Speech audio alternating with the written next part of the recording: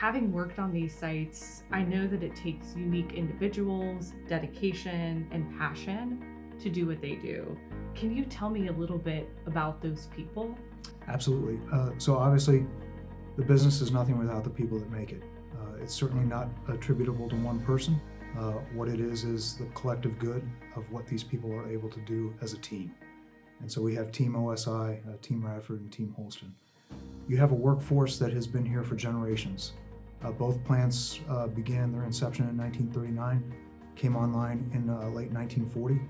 We have people at these plants who can trace their lineage back to when the plants first opened. So you think about that legacy that they bring with them as they go through the gates every day, what their parents and grandparents did for this nation. They are imbued with that patriotism.